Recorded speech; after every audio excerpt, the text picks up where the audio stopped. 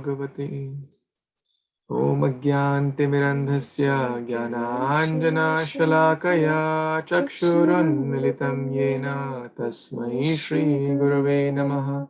Shri Chaitanya Manobhishtam Sthapitam Yena Bhutale Swayam Rupa Kadamayam Dadati Swapadantikam Vandeham Shri Guru Shri Yuta Padakamalam Shri Gurun Vaishnavamscha Shri Rupam Sagrajatam Sahagana Raghunathanvitam Tam Sajivam Sadvaitam Savadutam Parijana Sahitam Krishna Chaitanya Devam Shri Radha Krishna Padam Sahagana Lalita Shri Vishakhanvitamscha He Krishna Karuna Sindhu Dinabandhu Jagatpate Gopesha Gopika Kanta Radha Kanta Namostute Tapta Kanchana Gaurangi Radhe Vrindavaneshwari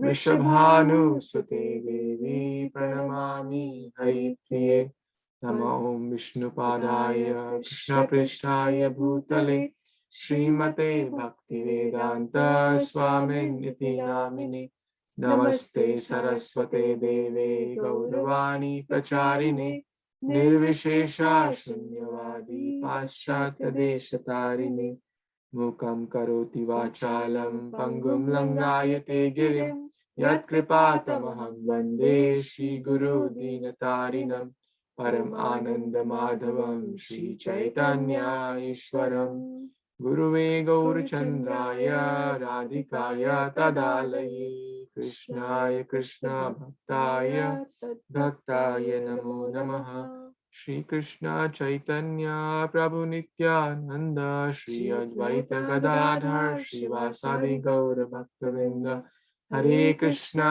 Krishna Krishna Hare Hare Hare Rama Rama Rama Hare Hare. Hari Om Tat Sat. Thank you again for taking out your valuable time on Saturday morning, which is quite hard for many, but all of you are very, very sincere and prioritizing Krishna consciousness in your lives and giving so much inspiration to all of us present. Just so grateful to all of you for taking out your valuable time today. So we are reading Srimad Bhagavad-Gita, the essence of all Vedic scriptures.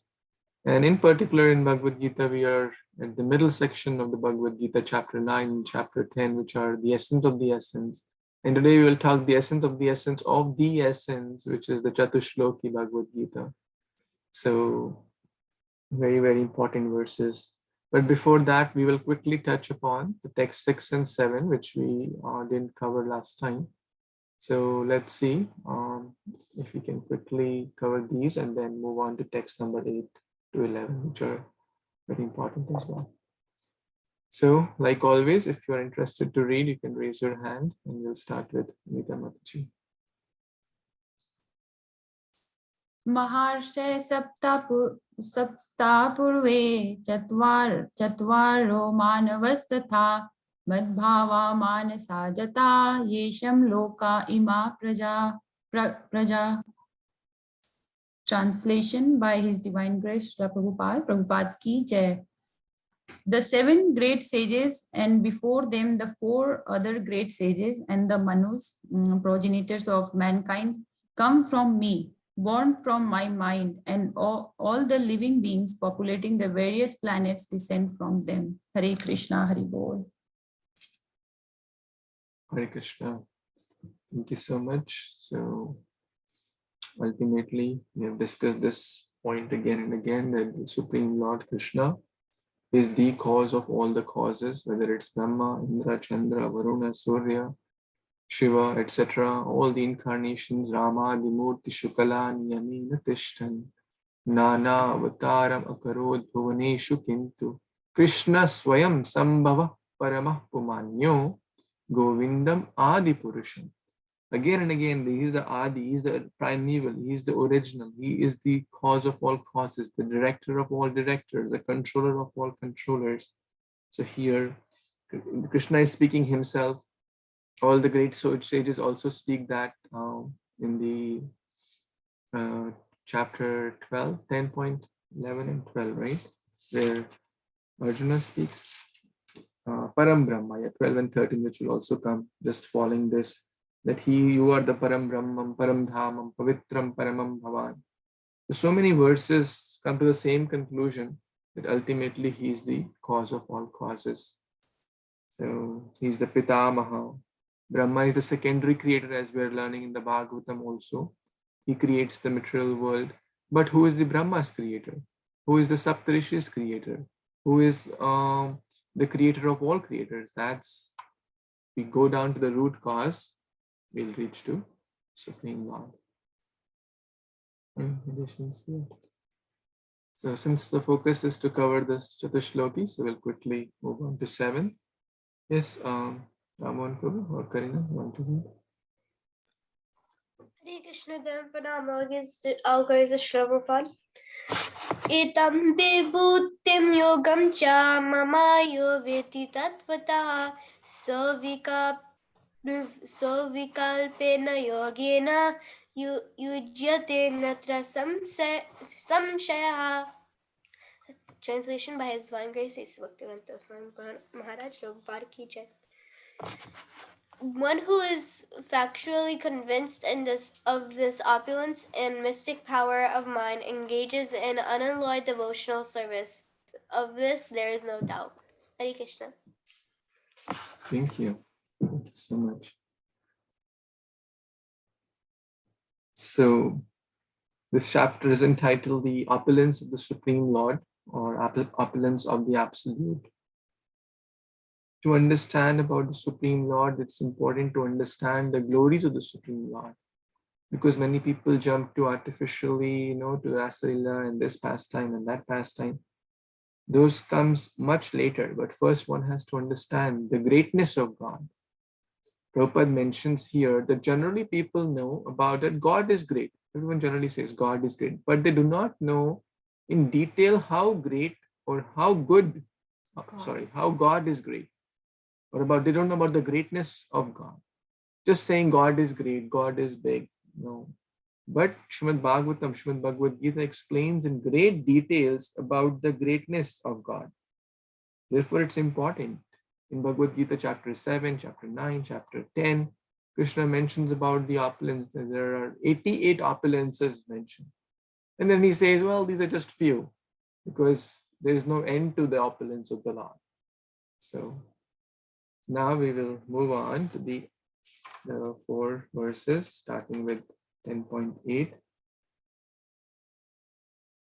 One last point here before we move on. So one should not neglect to understand fully how great Krishna is. For by knowing the greatness of Krishna, one will be able to be fixed in sincere devotional service. So if we have to act upon something, when we know the reasoning behind it, it's easy to do that. So when we understand, at least try to understand. That's what Prabhupada is saying. One should not neglect to understand. That means one should try to understand how great is God. Then we will understand that how minute am I and what is my relationship, and that's going to come in the following verses. So let's move on to the 4 very core verses of Bhagavad-Gita, also known as Catuh Shloki, the seed verses. So once read this. Yes, Sampada, Mataji. Hare Krishna, text 8. Aham sarvasya prabhavo matah sarvam pravartate iti matva bhajante mam bhura bhava samanvita. Translation. I am the source of all spiritual and material worlds. Everything emanates from me. The wise who perfectly know this engage in my devotional service and worship me with all their hearts. Hare Krishna, Prabhuji, back to you. Hare Krishna. Thank you so much again. So these are 4 important or very important verses of Bhagavad Gita. And text number 8 talks about the Sambandha. Text number 9 talks about the Abhideya. And text 11 talks about the Prayojana, 10 and 11. So what is Sambandha? Sambandha means relationship, right? Who am I? Who is God? Who is the cause of all causes? And what is my relationship with him, right? What is my relationship? And that's the next acronym in the C, chapter 10. The acronym is SEE.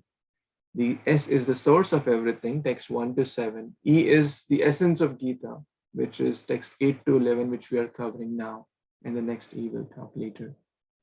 So this is the essence of Bhagavad Gita. And this is bhakti is not complex. If one just understand these 3-4 verses, that's all Krishna consciousness is all about.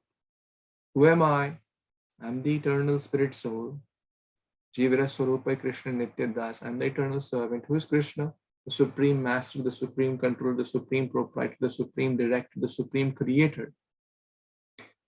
And what is the process? Now, when we know, okay, what next, right? Okay, just knowledge is sufficient? No, then we have to render the process of Bhakti Yoga, which we will talk about in the next verse.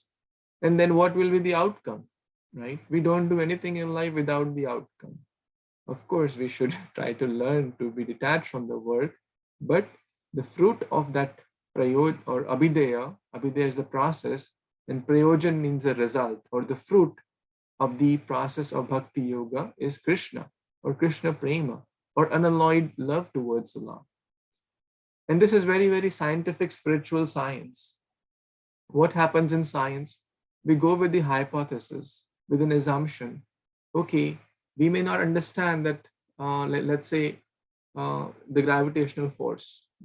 People are trying to calculate in the science laboratory, but they have the theoretical knowledge, but they go with the assumption, and then the teacher asks them, do this experimentation, do the step 1, step 2, step 3, step 4, and so on, and then you will get a result. That is your conclusion, right? That's what is the science: hypothesis, experiment, and conclusion. So similarly, Sambandha, we may not fully understand this, but if we go with this understanding, we do the process, have little faith, do the abhideya, and then certainly we'll get the prayojana as well. So in the purport, Srila Prabhupada is adding so many references from the Varaha Purana, that how Krishna is the supreme cause, how in the Varaha Purana, in the Narayana Upanishad, Atha Purusho Hyat Narayano, the Supreme Lord desired to create living beings. Devi Esha Gunamai Mammaya. This is my energy. And then so many verses that sun and moon are his eyes and they move under his direction. So, you want to add once here? So, Bhakti Vinod Thakur and Bhakti Siddhanta Saraswati Thakur explained that if we know our sambandha properly, or if we are established in our relationship and true identity of ourselves in our relationship with the Lord, then the process of devotional service becomes very, very easy, because we are fixed. Right now, we may have a little difficulty here and there. It's because that even in our chanting or spiritual life in general, then it's because we have not really established sambandha. Because we have theoretical knowledge, but that realization is missing. So once we realize that, then everything becomes very, very easy. So we reach our destination very fast. Also here Krishna is saying, Aham Sarvasya Prabhavo, that I am the source of everything. Mata Sarvam Pravartate, everything is emanating from me. And what is happening? Iti Matva Bhajante Mam. That people who know this truth, what are they doing? They are doing bhajan. They are trying to engage in devotional service. And how they are engaging in devotional service? Buddha Bhava Samandhita. With Buddha and Bhava. Buddha means intelligence, or associating with people who are intelligent and they know the destination of life. So Buddha and Bhava. Bhava means emotion, with love. So we have to engage in devotional service but with intelligence and love. That is the basis of Krishna consciousness. And how do we develop this emotion, or how do we develop this love, is by going through the stages of devotional service as outlined by Rupa Goswami. We go to Shraddha, then we go to Sadhu Sangha, associate with devotees, little faith, then associate with devotees, and start doing some practice of devotional service, then go through the stages of letting go of our conditionings and different problems, anartha nivritti, then come to the stage of nishtha, very steadfast faith, and then go to ruchi, when we develop taste, then asakti, intense attachment, and then we come to the stage of bhava, penultimate stage of love, and then we go to the stage of prema, the ultimate stage, and after that there is condensation of love, the stage of condensation of love. So that's how we go through these different stages and reach this state of bhava or emotions. So to serve Krishna with love and emotion, we'll see this theme in all the rest of the verses also. Thank you.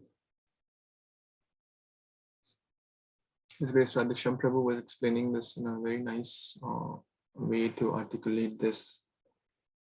If someone says milk, right? Okay, milk. What's the cause of milk? What's the cause of milk? Anyone? What's the cause of milk? How do we get milk? From the cow? From the cow. Yeah, intelligent people will say that. But a child may not know that. He say, no, I get it from Publix, right? My mom goes to Publix and gets, right? Or maybe in Kroger, for your area, or maybe in India, Mother Dairy or Wegmans, whatever the local store, Walmart, Costco, Sam's Club. My daddy goes to Costco and gets milk, or Walmart and gets milk, right? Jennifer would say that I didn't know vegetables come from the plants. She's saying vegetables come from the cans because that's what her mother would prepare the vegetables for. Right. Our neighbor, American, she used to say that, oh, I didn't know that vegetables come from the plants. I thought it would come from the can because that's how my mother would cook for us. Yeah.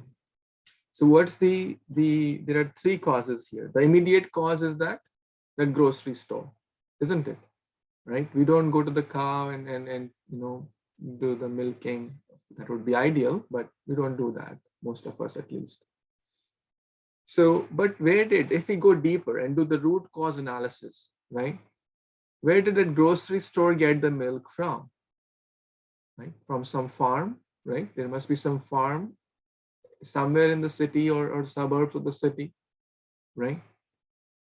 They got the milk from there. Where did that farm, the owner of the farm or the people working, where did they get? They get from the cow. So the remote cause, or the buffalo or whatever, goat, there are so many types of milk these days, or maybe almonds, whatever, almond milk, soya milk, whatever. The point is there is some remote cause. So immediate cause is the grocery store. Remote cause is the cow or the whatever, almonds. But now, how did the cow get the milk from? Anyone? From the grass, yeah, right? How did the grass come into being? From Mother Earth and rain, right? Water and earth. And where did all those come from? Krishna says, Bhumi rapo nalo vayu khammano buddhirevacha ankara yamme bhinna prakriti. These are Bhumi, Apo, Nalo, Vayu, earth, water, fire. These are my creation. Or my, so there could be demigods managing the show, earth department, water department, fire department. But ultimately, so three causes. The immediate cause is the grocery store, Publix, let's say. The remote cause is the cow. But the ultimate cause of all causes is the Supreme Lord.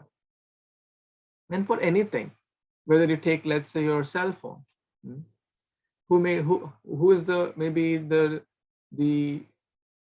first cause or the immediate cause? Maybe you bought it from a store, let's say Best Buy, right?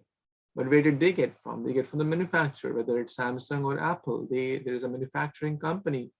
But who is the ultimate cause? They didn't create the plastic, the chips, the in their homes, they use the earthly elements, earth, water, fire, air, ether, and they combine those elements to create that form. And who is the cause of those elements? The ultimate cause is the Supreme Lord. So a devotee has the sense and the vision and the eyes to see and connect to the ultimate cause. That everything is basically the spark of his splendor. Whether it's the intelligence of the intelligence, whether all these will come later, the opulence. So understanding that Krishna is the hand behind every element, every human, every entity, every quality, as we discussed last time, he's the source. That really helps us to be connected to God at all times. So another beautiful point to learn is Krishna saying, I'm the source. So when we understand that everyone is actually coming from Krishna, everything is coming from Krishna, then there'll be the principle of universal brotherhood. Today we are seeing a lot of wars going on, exploitation is going on. But Prabhupada writes in purport for 13th chapter, in one of the purports to the verse, he says that once we understand this fact that we are, have a common spiritual connection, then the exploitation would stop. Then it will not be the same case as we're seeing now. Because we focus on so many differences that we forget the most common principle that actually unites everyone. That is the Supreme Lord, that is a spiritual nature, a spiritual spark in all of us. And therefore we see a lot of exploitation, a lot of wars, conflicts, disagreements. But as soon as we understand, oh, Krishna is the proprietor, Krishna is the Supreme Lord, Krishna is Bhoktaram Yajnata Prasam, Sarva Loka Maheshwaram, the peace formula, then there'll be peace that will prevail. Otherwise, there'll always be conflicts and disagreements. Thank you.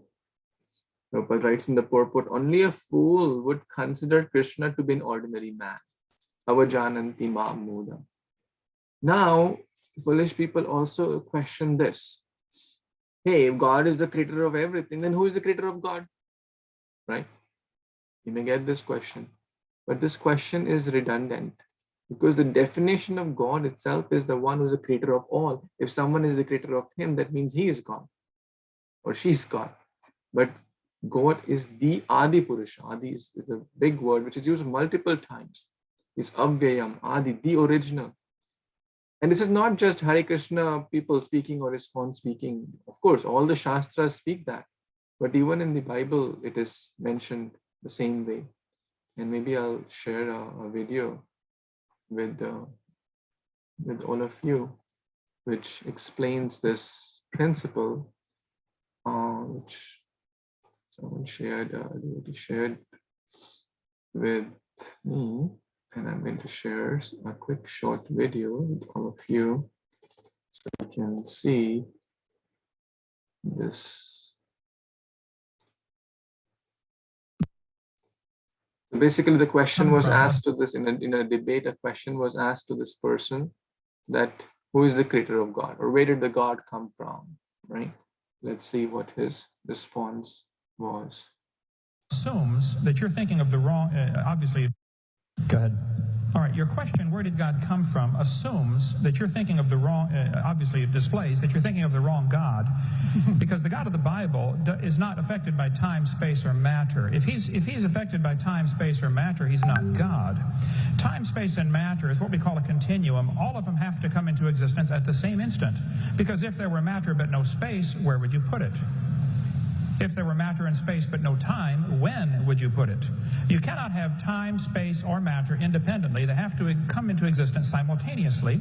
The Bible answers that in 10 words. In the beginning, there's time. God created the heaven, there's space, and the earth, there's matter. So you have time, space, matter, created a trinity of trinities there. Just, time is past, present, future. Space has length, width, height. Matter has solid, liquid, gas. You have a trinity of trinities created instantaneously, and the God who created them has to be outside of them. If he's limited by time, he's not God. The guy who created this computer is not in the computer. He's not running around in there changing the numbers on the screen, okay? The God who created this universe is outside of the universe. He's above it, beyond it, in it, through it. He's unaffected by it. So the concept that a spiritual force cannot have any effect on a material body. Well, then Prabhuji, you can't hear me. to me, things like emotions and love and hatred and envy and jealousy and rationality. I mean, if your brain is just a random collection of chemicals that formed by chance over billions of years, how on earth can you trust your own reasoning processes and the thoughts that you think? Okay, so you're. Was it audible or no? It was audible, right? Yes, Yes, Prabhuji. Prabhuji. Yes, Prabhuji. So basically the point is that the Supreme Lord is above all these. He's above the three modes. He's above the time. He's unaffected by time. And we know spiritual world, time is conspicuous by its absence. There is no in the spiritual world, there is, I mean, of course, this understanding is not the complete understanding, but it is not the false understanding, as we know. So therefore, the Supreme Lord is beyond all these, he's separate, and he's also within, actually, right? He andantarastha paramanuchayantarastha. Yet at the same time, it doesn't mean that his position in the spiritual world is vacant, right?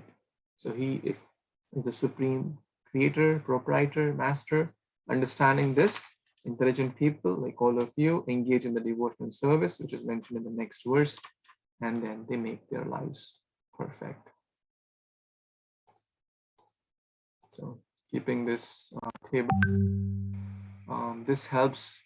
There are 3 S's and the 3 B's.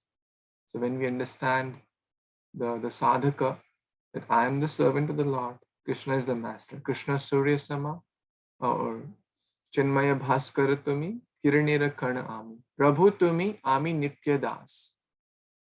You are the master, I am the servant. This is the hypothesis. We have to put little faith and then work on the experimentation. So let's see what that experimentation process is referred in the Bhagavad-Gita, also known as Abhideya. Yes, Ravi Prabhu, continue. Yes, Hare Krishna devotees. Machita madgata prana bodhayanta parasparam kathayantascha mam nityam tushyanti cha ramanti cha. The thoughts of my pure devotees dwell in me. Their lives are fully devoted to my service, and they derive great satisfaction and bliss from always enlightening one another and conversing about me. Hari Bol.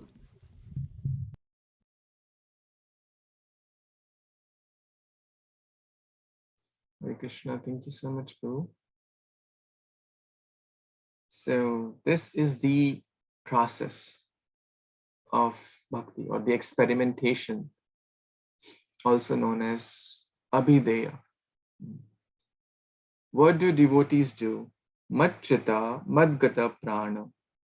Matchita, that means, or manmana, same, manmana, bhavmad bhakto. So matchita, engage your mind fully in me. Their minds, the thoughts of the pure devotees, chitta, their chetna, their consciousness is fully engaged in me. Me means Krishna. Madgata prana. Their prana, their lives are fully devoted to me. Madgata prana. And what do they do? Bodhayantaha parasparam. Parasparam means amongst each other, or in good association. So they engage in the process of bhakti. Kathayantascha mam nityam. Nitya, not just once in a blue moon, not just on Janmashtami day. They're always 24/7 engaged in Krishna Katha. And Krishna Katha means talking about Krishna, his beauty, his name, his form, his qualities, and it also includes the Katha about his devotees, like Prahlad Maharaj, Amrish Maharaj, Dhruv Maharaj, Pandavas, Kunti Maharani, etc. And why do they do that, or what's the outcome? The outcome is Tushyanti, great satisfaction, Ramanti, great joy, which all of us are looking for, real happiness. So the real happiness and the real joy in life comes from Krishna consciousness, right? Salanat Maharaj was explaining that practically everyone spends so much time hunting for money, right? Craving for money. Out of the hours we are awake, let's say 6-7 hours we are sleeping, right? So 1/3 or 1/4, 1/3 time gone, right? And the rest 1/3 or even more than that, 8-10 hours one is working, right? Why? Money. And in the process, we miss on the real thing, which is Krishna consciousness, which is the real source of all pleasures, which is the real, very, very rare. The association of devotees, bodhayanta parasparam, to come together to get a chance to discuss Krishna Katha with the Vaishnavas is the most rare. To hear Krishna Katha with the devotees. Durlabh manusho deha dehinam shanabhangurai tatrapi durlabham manye Vaikuntha priya darshinaha. Durlabha manava janama satsangi. So many verses, so many bhajans talk about the same point, that human life is very rare. And in that human form of life, a chance to hear about Krishna is the most rare in the association of devotees. So an intelligent person does not waste that chance. There are so many topics about to be discussed. Let's see, what are those topics? Anyone wants to read this verse from the Bhagavatam, which is connected to this, totally opposite to the text we are reading? Anyone wants to read? You have not got a chance. Yes, Sheetal Mataji, please try. Hare Krishna. Shrutavyaadini Rajendra Nrinam Shanti Sahasrasa Apyasyantam Atma Tattvam Griheshu Graha Medhinam. Those persons who are materially engrossed, being blind to the knowledge of ultimate truth, have many subject matters for hearing in human society, O Emperor. Hari Bol. Thank you. So here Parikshit Maharaj is being told by Shukdev Goswami, O king, human beings, majority, they have tons of subject. What's going on in the news? What's going on in the politics? What's the new restaurant in town? What's the new car in town? How do I, spend my weekend? Which places I go to enjoy? Which news, the new costume I should buy? What are the new shoes in the market? What's the new gadget in the market? Hours and hours, and people spend their valuable time basically trying to enjoy the senses or enjoy the self and the extended self. How can I enjoy? But apashyatam atmatattvam, not realizing who is God, who am I, what's my relationship, not understanding about that, being blind to the ultimate truth, to the knowledge of ultimate truth. They are oblivious, they are not interested. Why? Griheshu griha medhinam. They are too busy in I, me, my home, my family, my this, my that. No time for real questions. No time for Bhagavad-Gita.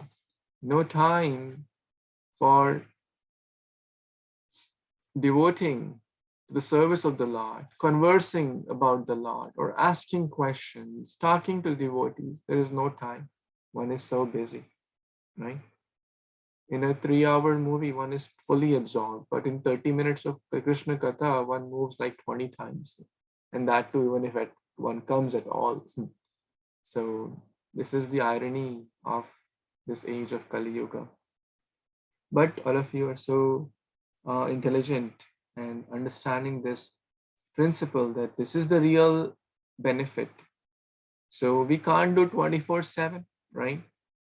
Nityam, we can't do bodhayanta parasparam, kathayantascha mam nityam. Nityam means 24/7, but at least we can take out some time of our day, whether it's 30 minutes, 15 minutes, it's fine. Sometime every day. I think Jiva Goswami mentions in one of the purports that Nityam for a sadhaka, which we are all are, or aspiring sadhaka, we are trying to be a pure devotee. I'm not pure devotee, I'm trying to be a pure devotee. That's what we are all here for. But in that process, at least some time during our day, whether it's 15 minutes a day, 30 minutes a day, an hour a day, Prabhupada recommend that is very nice and healthy.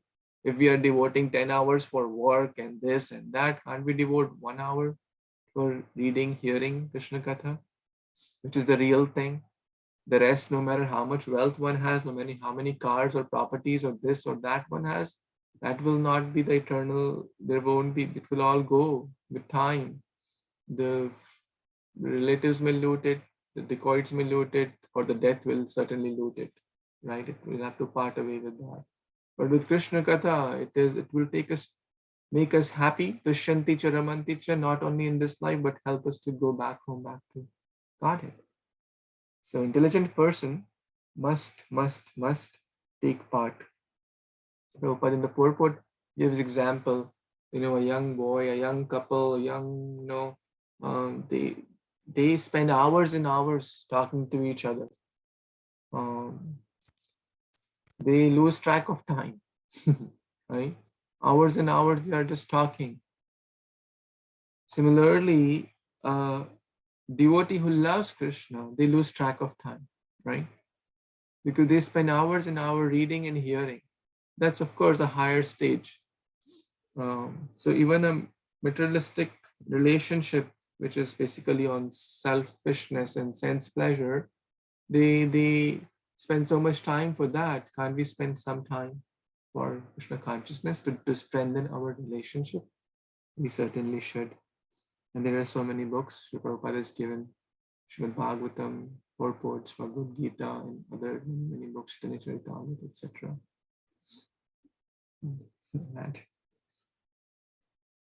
So we just learned that once we know that Krishna is everything, we engage in devotional service. So that means we have some attraction for the Lord. And once we develop some attraction for the Lord, the devotees actually want to increase it.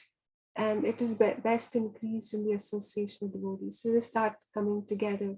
They start finding like-minded people who have the same interest to increase attachment for the Lord, and they come together and then they talk about Krishna and his pastimes, enlighten one another, and they become satisfied and happy just by talking about Krishna. So even when we come together as devotees, we should also try to inquire about each other's spiritual life or talk about spiritual topics, because sometimes our lower modes or conditioning may take over and we may talk about all other things but Krishna, even in the association of devotees. So association of devotees is best harnessed when we try to hear from them, we serve them, and we take instructions from them. That's the best way of taking the association of devotees. That's what would purify us and increase our attachment to the Lord. And Prabhupada in the purport, which is very, very beautiful, is actually talking about that Bhakti Lata Beej, or the creeper of devotion, and it has to be watered constantly by hearing and chanting in the association of devotees. And then that creeper grows and grows and penetrates the Brahmajyoti effulgence of the Lord, and then grows and takes shelter under the lotus feet of the Lord. And that after taking shelter there, the devotee cannot live even a moment without Lord's association. It becomes so much intense attachment develops. And as we are trying to water this by hearing and chanting is so important because it increases our attachment to Krishna. It also attracts Krishna's mercy. And, oh, this person is very eager to hear about me. And then Krishna showers his mercy, and then we can progress in the spiritual life. But as we are watering by hearing and chanting, the weeds will also grow. So it is the responsibility of the devotee to uproot those weeds, identify those weeds. What are weeds and what is devotional service? Because the weeds would look like the devotional creeper. they will very much closely resemble. So it's very hard. Sometimes you may be bewildered. So you have to take the guidance of a mature devotee and identify, oh, this is the weed which has to be uprooted. So this purport is very nice. The purport to text 7 is also very beautiful. This purport is also very beautiful. Thank you. As Prabhupada is mentioning, I thought to share some pictures which kind of help to understand the context better. So first, to grow the fruit, we need a tree, but before that tree comes the seed. Brahmanda Brahmite Kono Bhagyavana Jiva Guru Krishna Prasadapai Bhakti Lata Bija. The bija or the seed of devotion is given by the spiritual master, and that basically is the process of initiation, right? Or it may not be, sometimes not so formal. Basically, when we get to know whether it's a Diksha Guru, Shiksha Guru, okay, this is the goal of life, now you start chanting the holy names. That's also in one way initiation. The bhakti has initiated. The Vaishnavas have given the seed of bhakti. But we need the fertile land also. Right? There are a lot of circumstances required for the seed to grow healthy. First, the seed should be good. If the seed is bad, that means bogus guru. It's already boiled. There is bogus seed that will not grow. No matter how good the soil is, no matter how good the surroundings or the circumstances are. So it should be in a Vaishnava parampara, the 4 paramparas. And of course, ISKCON is in the Brahma Madhava Gaudiya Sampradaya. Then the fertile lands means the devotional qualities, humility, tolerance, prarabdha, the do's and the don'ts, which help the seed to get the right soil. Actually, the soil comes from the word humus, and which means humility, right? So the right humility is required. Then only one will be eager to accept the instructions of the spiritual master. And then comes the seed is not enough. The watering has to be done. Taha vistarita hane phale prema phale phala iha mani seche nitya shravan adi jala. Nitya shravan adi jala. Continuously we have to water. Not just shravanam, kirtanam, vishnu smaranam, archanam, vandanam, dasyam, sakyam, atmanivedanam. All the 9 processes of bhakti. Of course, shravanam is the most important. We have to constantly water. Otherwise, the seed, no matter how good the seed is, it won't grow. So every day we water through chanting, through reading, through hearing, etc. But then, as Manjulali mentioned about the weeds too, we have to guard from the weeds, unnecessary pride. Spiritual pride may come. Oh, I'm a better devotee. Oh, I'm a senior devotee. Oh, I'm better than him. Oh, I get up early. He gets up late. He's a lazy rascal. I'm better. No. So we have to always be humble and carefully. These are unwanted. If we don't remove those weeds, then they will take the precious resources. Our chanting will water the weeds will start to grow, and our pride will start to keep flourishing. So, and then we have to guard with the fence. Basically surround ourselves with the association of devotees. Otherwise, these offenses, the mad elephant offense, the other offenses will come. But when we are carefully guarded, then the animals cannot bother. Then the bad association cannot bother the bhakti, lata bij, or the creeper of devotion. So all these, bhakti can be connected in so many ways. This is the process. And the measure of attachment to Krishna is understood by how eager one is to glorify Krishna, how eager one is to take part in Krishna consciousness. Krishna Katha, or Krishna consciousness is equivalent to Krishna Katha question. How eager one is to read, hear, understand, share. And as Manjulali mentioned, it's not just about, sitting on a Vyasasana and giving class in the temple, or even like a formal class like this. Even when we talk to devotees, yes, we ask about their well-being, their health, their job, their family. Yes, it should be as, because for a devotee, everything is connected to Krishna. If one is not in a good health, then certainly bhakti will in the neophyte stage, one will be affected. But that should not be our, we should not be spending hours and hours just talking about those topics, right? We should ask, okay, what did you read, or what are you hearing? How is the bhakti going? And they will ask us. We have to help each other, right? The God of the fence of devotees. So we need each other to help each other to stay aligned and focused. Vyavasayatmika buddhi, because it's easy. In the outside world, in the work, in the job, in the business, who is reminding us? Is anyone reminding us of Krishna consciousness, of a real goal? They all are reminding how to earn more, how to save more, how to enjoy more, how to get a better car, how to, basically be materially so-called happy, right? But real in Krishna Katha, in Madchita Madgata Prana, Bodhyanta Parasparam, when we come with devotees, they only remind us. Bhagavad-Gita reminds us, Guru Sadhu Shastra reminds us. Otherwise, everyone is reminding us about the suffering only of this world. So, very, very important verse. And this is the Abhideya.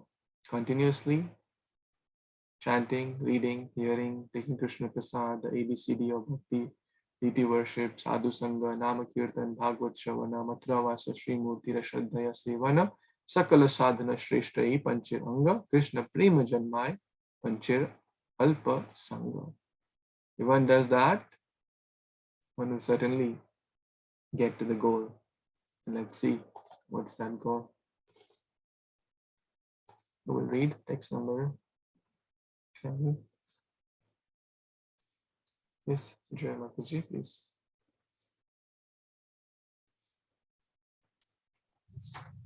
Hare Krishna Prabhu, Dandavat Pranam, all praise to Srila Prabhupada. Tesham shatato yuktanam bhajatam pritipurvakam dadami buddhi yogam tang yeno mapu mam upayanti te.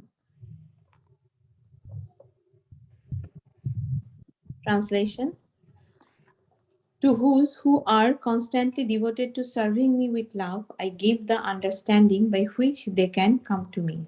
Hare Krishna Prabhu, back to you. Thank you. Thank you so much. We will take the 11 also, since they are the same theme of Prayojana. Anyone else wants to read text 11? Yes, Natasha Mataji. Hare Krishna Prabhuji, Hare Krishna all devotees, Dandavat Pranam. Teshameva anukampartham aham agyanajam tama nashyami atma bhavasto gyandipen bhasvata. Translation by His Divine Grace, Srila A.C. Bhaktivedanta Swami Prabhupada, Srila Prabhupada Ki Jai. To show them special mercy, I, dwelling in their hearts, destroy with the shining lamp of knowledge the darkness born of ignorance. Hare Krishna. Hare Krishna. Thank you so much for reading these two wonderful verses. Again, reflecting back on this topic. So, when we do the right experimentation, if we are sincerely following this process of Abhideya, then the Prayojana, or that is the fruit of Bhakti, which is Bhagwan or Sadhya, it is the goal, Krishna Prema, will naturally come, right? If the experimentation is done right, under the guidance of a bona fide teacher, following the right tools and the processes, ignoring the bad or rejecting the bad, not engaging in the don'ts, engaging in the do's, following the do's and don'ts nicely, and being steady in our process, then one will certainly get that goal. And what is that goal? That all the ignorance, the darkness will be destroyed in one's heart. Krishna will, dadami buddhi yogantam, Krishna will destroy, nashyami atma bhavastu jnana deepena bhasvata. He will give with the lamp of knowledge, jnana deepa. Deepa means Deepavali, we know that. Deepa means lamp. Jnana deepa. Yeah, Bhasvati Mataji Bhasvata. So basically, Krishna will glow that lamp of knowledge. He will give that realization, that understanding by which we can approach the Supreme Lord, right? Divya Gyan Hriday Prakashito, we talk about in the Guru Vandana also. In the story of Dhruva Maharaj also, he wanted to glorify Krishna with choicest words after Lord Krishna, after Lord Vishnu gave him the darshan, after Dhruva did the process under the guidance of bona fide Guru, Narad Muni. Then he did it for 6 months and the result came. And then Krishna touched his conscious Panchajanya on the forehead of Dhruva, and Dhruva spoke wonderful transcendental words. He did not go to college, he did not go to Sanskrit school or grammar or this or Gurukula or MIT or Harvard. Where did he get the knowledge from? Jnana Deepena Bhaswata. Krishna gives the knowledge. There are so many such instances and stories about Krishna giving transcendental realization to his devotees. To those who are constantly absorbed in serving me with love, very, very important, with love and devotion. So this is the essence. Satata Yuktanam. Again, Satata, quite similar to the word Nityam. They're always engaged, not just once in a while, not just when they feel like, not just on Janmashtami, not just once in a year. They're always engaged in rendering devotional service. Then Krishna will be pleased. When Mata Yashoda was constantly running to chase Krishna, then Krishna gave the mercy. Similarly, when we are constantly running, striving to chase the Supreme Lord through reading, hearing, chanting, etc., then certainly, there is no doubt the Lord is saying, He will give the understanding. He is more eager to come to us than we are eager to approach Him. So He will certainly help us out. So I think we would have all heard of this book called 5 Languages of Love. So it describes what individual has, what kind of love language. So love language for Krishna is service and devotion. And love is the essential principle for understanding Krishna. Without love, Krishna, we may be doing the most perfect thing. We may be doing the best way of doing arati or best preparing bhoga, but there's no love. It has no meaning for Krishna. Because Krishna is a proprietor of everything. He's the source of everything. He doesn't need all that. He's only looking for that reciprocation. And just because we are part and parcel of the Supreme Lord, he's just looking for that reciprocation with the living entity and nothing else. So even I was reading a very nice verse yesterday. It's from Mundaka Upanishad. It says that the Lord cannot be attained by a person who has no spiritual strength, by one who is wild and careless, not even by one whose austerities are not appropriate. But he can be achieved by the person who is trying to attain him by the right means. So, we may have love, we may have little attraction towards serving the Lord, but the onus of finding the right way to please the Supreme Lord actually lies with us.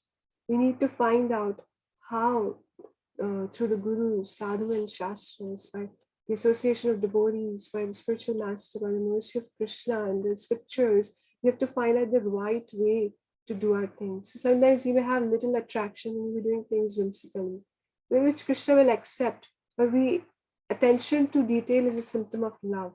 So every time we try to serve Krishna, we're also trying to meditate, how can I improve my service? Even the highest of devotees in Vrindavan are always meditating. How can we improve our service to Krishna? Oh, this devotee did like this. How can I improve? It's not out of enviousness. There's just the fact that I also want to evolve myself in my service. And that is something which is very important. Even Narad Muni is saying in the Bhagavatam that to Yudhishthira Maharaj, the Supreme Lord in every being gives intelligence to the individual soul according to his capacity for understanding. So how sincere is our desire to understand Krishna? How sincere we are to understand our true identity and this process of devotional service, this yoga of love and devotion, which is called Buddhi Yoga, the yoga for the intelligent, which is love and devotion. How eager we are and then Krishna will reveal within our hearts. We will see that reciprocation from Krishna to do the right thing at the right time. And that's Krishna's mercy. So, but for that, we have to be engaged in devotional service, Priti Purvakam, with love, with full of love. That way we have to be engaged. Again, Krishna is saying, Tesham evanukampara amaggyana jantamana shyami atma bhavasya jnana deepina bhasvada. For whom will he do this activity of destroying the ignorance?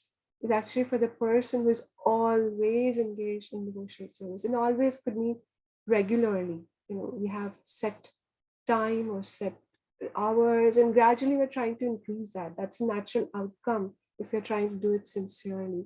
So then Krishna will guide us because he's sitting within our hearts. He's very much approachable. So as soon as we show little interest, little seriousness, then he reciprocates very quickly, and he definitely guides. So even the example of Gaur Kishodas Babaji comes. He was illiterate, and he's a spiritual master of Bhaktisiddhanta Saraswati Thakur. And Bhaktisiddhanta Saraswati Thakur was very scholarly, very, very scholarly, very intelligent, very educated, highly educated person. But he accepted Gaur Kishodas Babaji because he had so much devotion in his heart for the Supreme Lord. He accepted Gaur Kishodas Babaji as a spiritual master. And Gaur Kishodas Babaji, even though he was illiterate, he used to speak the Vedic verses in sequence and very eloquently. He didn't know even how to sign his name. He didn't know how to put signature on the paper. He used to say eloquently, beautifully, all the detailed verses of the Vedas, because the Lord was revealing within his heart. And I think at some point or the other, we would have all experienced that, or we will experience that in our journey of Krishna consciousness. The Lord reveals, he talks to us when we are actually looking, when we are very sincere and pure in our intention, he speaks to us. Thank you. And this is a very good point that we have to be very careful actually, because someone could go to the other extreme and say, well, the Lord revealed me in my heart to do so. So how can we understand that? Anyone? Let's take some thoughts here. Someone can say that Lord told me, he revealed me, he gave me this knowledge to act. Or a murderer could say, right? Or a killer could say, or a robber could say, the Lord from my heart, he dadami buddhi yoga, he gave me this insight to act in a certain way. So even a neophyte devotee could say like that. Is that correct? What do you all think? Is my question clear? What do you think? Prabhuji, kind of clear. Can you please tell me again, like, is it the statement true or is it the false statement when the person who in the mode of ignorance says that I got this insight to do this act of crime? Yeah. So how can we understand that? Is that correct or not? How will we respond? Vasudhi Mataji wants to add some thoughts to that. Hare Krishna Prabhuji, Dandavat Pranam. So Lord gave a free will to all the living entities.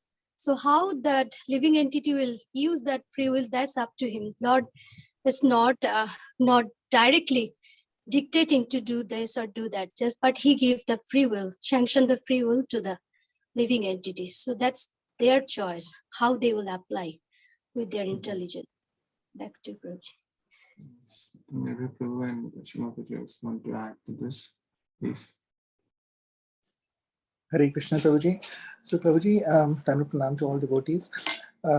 So I was just thinking that unless that action is, we have to go back to the Shastra, Guru Sadhu Shastra. If the action is in accordance with the Guru Sadhu and Shastra, so we can confirm with that. If I think one of the things we are saying is that if somebody is lying like that, saying that it's a murderer, somebody murders and says, well, actually God gave me this direction and that's why I murdered. So well, to check that, we can say that is the action in accordance with Guru Sadhu Shastra, and if not, then it means it cannot be what is directed by the super soul. And it is, as Mataji just said, that it is the free will that is being used in the wrong way to conduct that act. So that's my understanding. Hare Krishna. Thank you for your insightful answer. Is Dashi Mataji also wanted to add? Sure, Prabhuji. Yes, I wanted to say what Nirbhay Prabhu said, that it should be in accordance with the injunctions of Guru, Sadhu, Shastra. That's why we always have to consult these three authorities and always surround ourselves with the devotees, so that our actions are not driven out of our contaminated intelligence and false ego. Because if we are in neophyte stage or a materialistic person, we may be just acting for our own sense gratification and giving it the name of, saying that, oh, Krishna inspired me from within. But we're so contaminated that Krishna is not really, you're not even able to see Krishna or understand his plans through your contaminated intelligence and mind. So you have to consult the Vaishnavas, the Shastras, to see what the appropriate action is. Unless it is pleasing to Krishna, it cannot be the correct action. If it is not pleasing to the Vaishnavas or Krishna, then it is generally probably a karma or a sinful act, or just for your own false ego or sense gratification.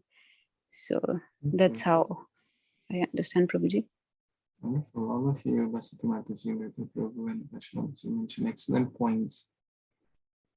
That this verse, basically Krishna gives a pure devotee is always in alignment, in a direct connection with the Lord. Right? Tene Brahma Hridayadi Kavi. Right?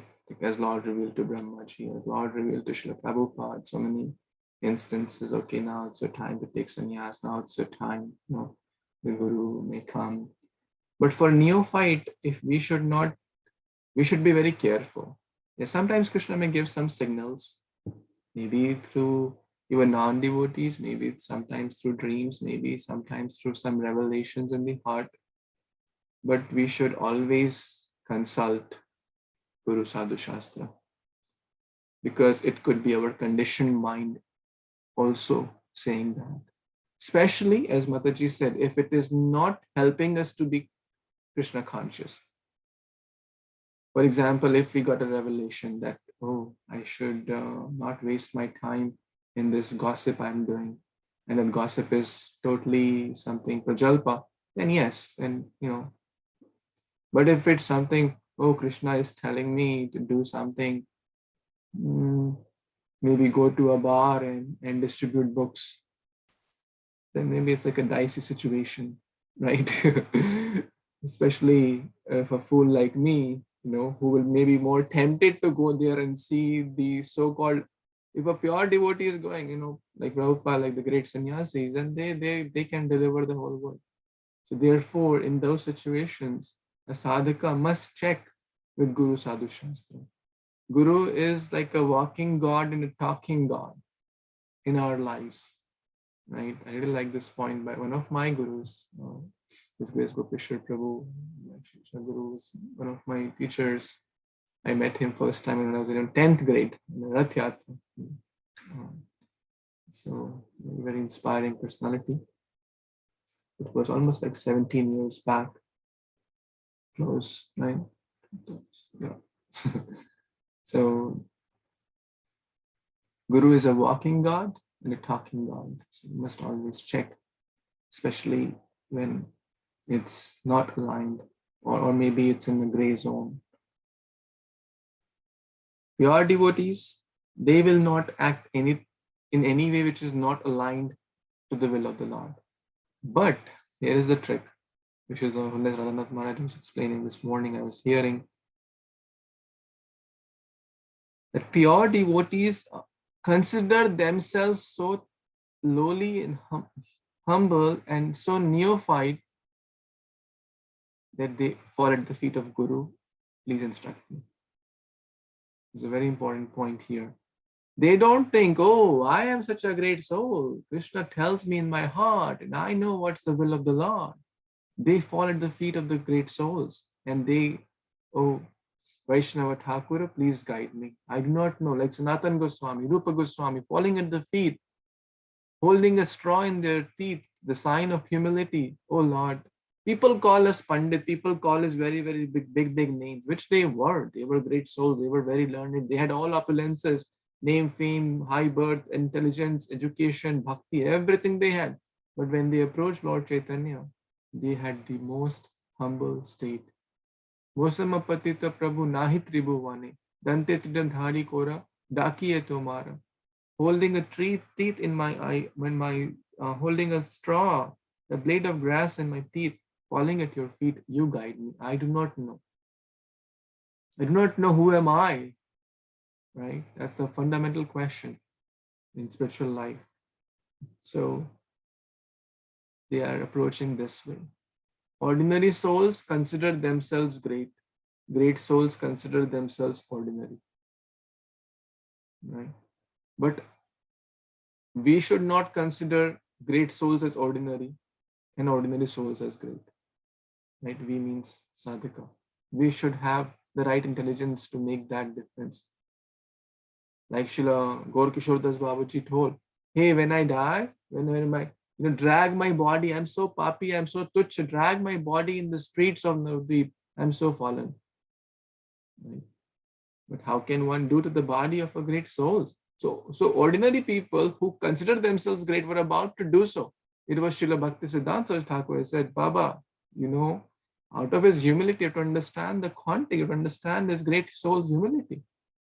This body is so worshipable. It is, for a great soul, their body is not even burned. For a sannyasi, their body is not burned. It is transcendental, right? And then he took the body and put in the samadhi. So the point is, great souls consider themselves as ordinary. They approach the spiritual master, and also to teach us a message that we should not bypass Guru, Sadhu, and Shastra, Diksha Guru, Shiksha Guru, Path Pradarshak Guru, who are there to help us.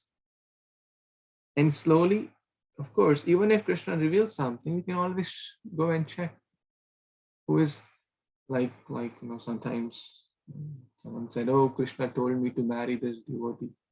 And then someone told this to us and then said, Baba, I think you should check with your counselor. You should, so these are like, because it's easy to put the name of God on any stamp thing. Or Krishna told me to do this. Or Krishna told, even if it's or Krishna told me that I should retire and go to Vrindavan. I mean, apparently it may sound nice, but is it the right thing for that sadhaka? Maybe not, right? And talking about Gopeshwar Prabhu, he asked the same question. Of course, we have to understand his family situation, his maturity in bhakti and everything. He asked his spiritual master Gopal Krishna Maharaj the same question. Of course, he had already worked for 15 plus years. They have many children, but not any children by birth, but they have a lot of congregation who are like their children, whom they're caring more than their own child. So in short, that parental responsibilities were more onto the congregation. So taking all those in consideration, he went to his guru and asked that, I want to do service full time. And then the guru said, you wait for a few years, right? You wait for a few years. And then after a few years, when the guru saw that the time is right, then he did that. So based on a lot of factors are there. So sometimes it may sound fancy or spiritual, but we should always, therefore we have this follow-up system, or you can call counselor system, mentor system, or a close friend, should always be guided.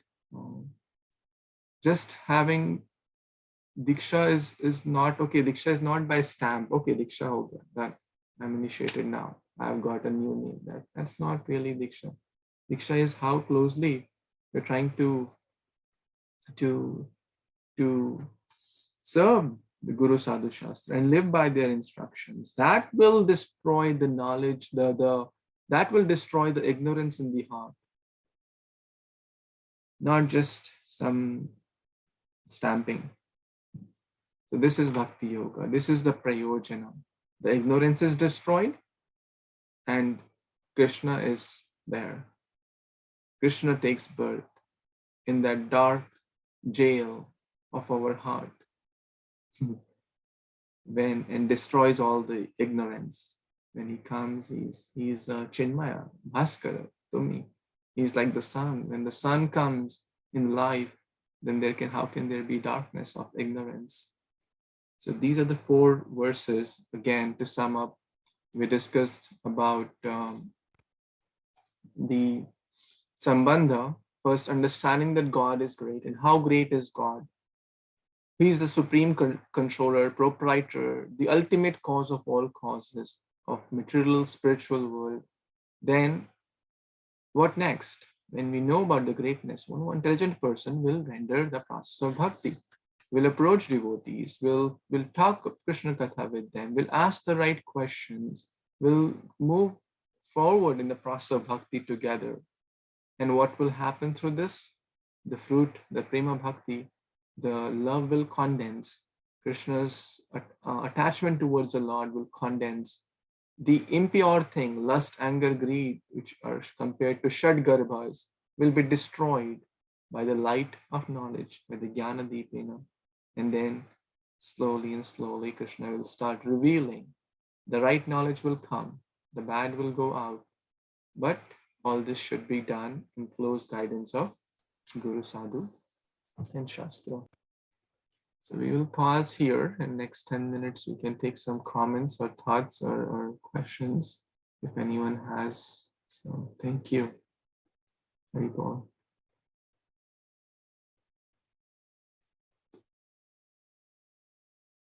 Okay, Manjulali wants to add a comment. Please.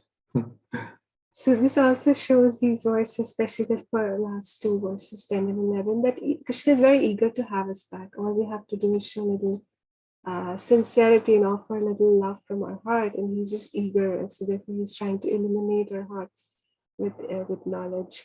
And the other thing that Prabhupada points out, especially in connection with the 11th text, is that it's not just the faith in Krishna, but it's also the faith in the spiritual master. So one verse, he quotes a particular verse.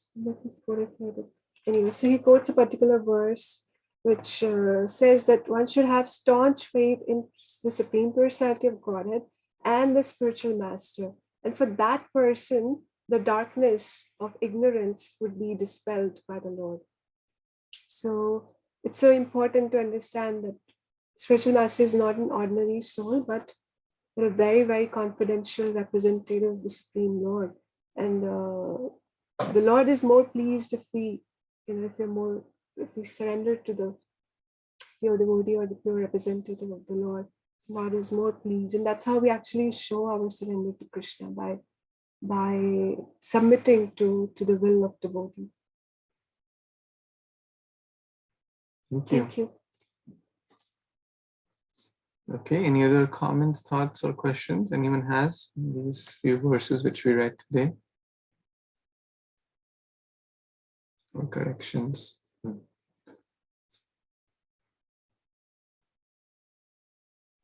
Hare Krishna, Prabhuji, and Pranam. Very nice explanation, Prabhuji.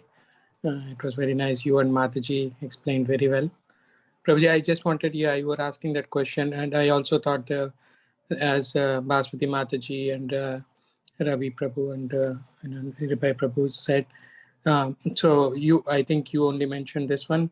We have like A, B, C, D. B is for birth and D is for death. And in between B and D, we have a choice, as Basmati Mataji says, right? So this is the choice. This is the little free will that Krishna gives, because he doesn't want to impose his, because that will not become love. Then that will be kind of forced, like maybe Hitler, Stalin, or whatever you might think with all this going on. So Prabhuji, so as Mataji said, Guru, Sadhu, and Shastra, we have to take that into consideration and use our choice, use our free will in accordance to bhakti, and with love and devotion. If we do it, then we don't need to revolve around this Janma Mrityu Jara Vyadi. Thank you, Prabhuji. Hare Krishna. Thank you. Thank you so much, Prabhu. You summed it up so nicely. Yes. Hare Krishna, Prabhuji, Dandavat Pranam, dear devotees. Krishna. I would like to share something. When I first started in Krishna consciousness, I was confused with the way of worship what I used to before. The reason why I'm saying this today is because I prayed to Krishna and I surrendered. And like you were saying earlier in today's class, the more you surrender, more Krishna reveals himself to you. And this I have experienced. I'm not very learned, but I have learned a lot since I surrendered to the lotus feet of the Lord. And I'm still learning. And I just wanted to say how this holds so much truth there, that if one really surrendered with unalloyed service to the Lord, you can make very fast progress in Krishna consciousness. Hare Krishna. Dandavat Pranam. Thank you. This is excellent. Thank you for sharing your realizations. Very inspiring.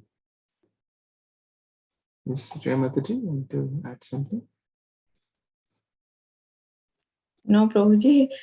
Prabhuji, sorry for asking this silly question, Prabhuji. Please forgive me. Prabhuji, I have some confusion that here is 9.9. Sorry, 10.9. Prabhuji here is describing the characteristics of pure devotee.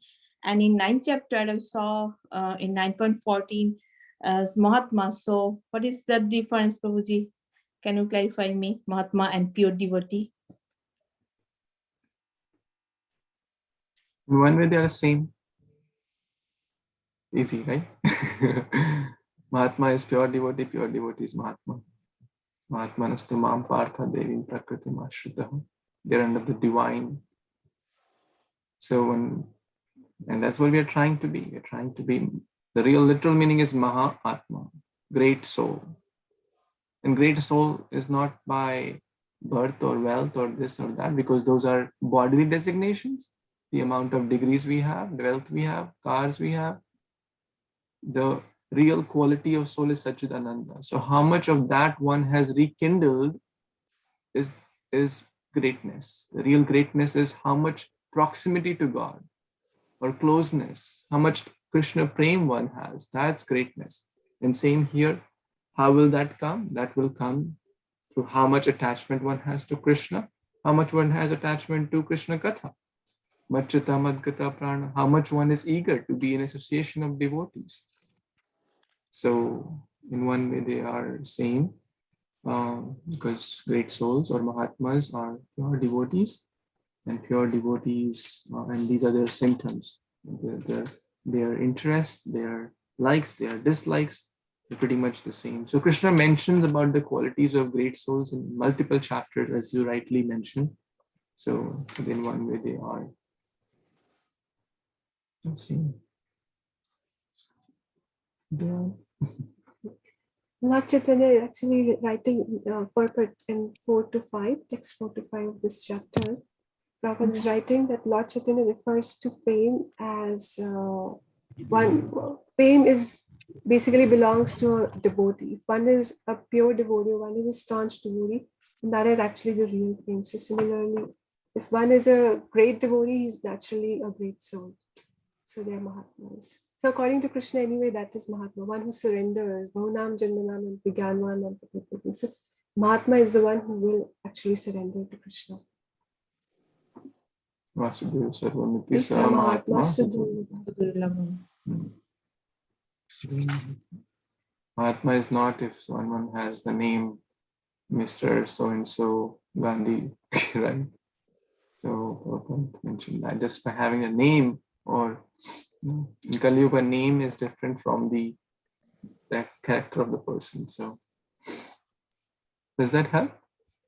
Yes, Prabhuji, thank you so much. Sorry, Prabhuji, asking this. No, it's a nice question. Please don't feel sorry. This is a wonderful question. Thank you. Yes, Ravi Prabhu, you have some thoughts? Yes, Prabhuji, Hare Krishna. I was just going to say, Prabhuji, that Ramchandra Prabhuji, I'm just echoing with him. It's the surrender, because recently I'm kind of meditating on the austerity of his speech, that sloka that we have learnt in 1715.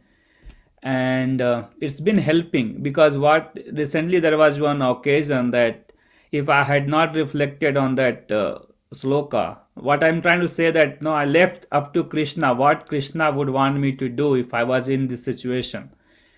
So the point here is, it does come, he does let you, he does give the intelligence to respond rather than react. Because if I had not done that, very recently I was in a situation when I was just going to give, basically, how you just shoot everything in one time too, and I knew that it would have not created a good relationship with my profession. It was the professional conflict. But then I reflected on that, and then after few minutes, I just realized that okay, I should just give a very few words answer, which will basically keep this situation under control. So yes, if one surrender to Krishna, keep the faith, and reflects on his Gita, on his speech, he does give you the insight, and where you actually stay out of trouble. Haribol. Oh, that's excellent. Absolutely. Certainly he will give, because like at that time in your profession, you won't be calling your guru sadhu shadari, let me open Bhagavad-Gita, because you're doing mananam, right? After Shravanam comes mananam, as we discussed the day before in the Bhagavatam. The cow eats the grass, lot of grass, right? It's like a class. We're in a class, 1 hour class, 2 hour class, and then we do the regurgitate, the absorb, and then that nourishment comes and it strengthens our right intelligence. The right words come at the right time for the right impact.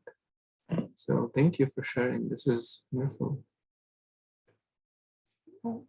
In general, I'm saying that also it's not that Krishna will always reveal within the heart, but sometimes it could be external situations or externally devotees are echoing the same thought, or they're trying to direct us to the right way. So that has to be also taken into consideration. It's not that Krishna will always reciprocate within the heart, but it could be even in external situations or people or circumstances which lead us to make a sound decision. Also, many times one devotee actually asked Radhanath Swami Maharaj that we are in a situation sometimes that there's nobody to guide us. There's spiritual master is not accessible, devotees are not accessible. So what do we do in that situation? And Maharaj gave a very, very practical and devotional deep answer to that when such situation arise, we do our research, practical research that has to be done. We think of the Krishna consciousness principles. These are the principles, devotional principles, that has to be kept in mind, that it should be pleasing to Krishna and the devotees. And after doing all the research and all the thought process, you take a decision depending upon the Lord and praying intensely to your guru, to your spiritual master and Krishna, and take a decision. But after taking a decision, also be ready for consequences of it, whatever it may be. So whatever decision we take decision A, there'll be some consequences. We take decision B, there'll be some consequences. So either way, just be ready for the consequences.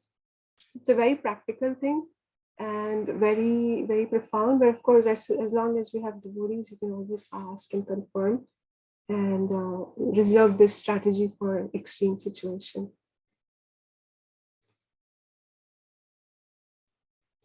Thank you. Thank you so much. Okay, anything last comment before we wrap up for today? Anyone really wanting to speak and feeling left out? Okay, so thank you again to all of you wonderful Vaishnavas and Vaishnavis for taking out your time. There are devotees from India as well joining, devotees from different parts of the city and the states and the out of states. So grateful to all of you for giving this chance to do Bodhyanta Parasparam, right? This is what Krishna is recommending, to come together with devotees and discuss Krishna Katha. So thank you so much. Bhagavad-Gita, Upanishad ki jai, Shri Prabhupada ki jai, Samaveta Gaur Bhaktivinoda ki jai. Jai. Vancha kalpatarubhyascha kripa sindhubhya eva cha patichanam pavanebhyo vaishnavebhyo namo namo. Thank you, Haribol. Thank you, Prabhuji. Hare Krishna. So grateful Hare to you and Krishna. Mataji. Hare Krishna, Prabhuji. Thank you, Krishna. Thank you.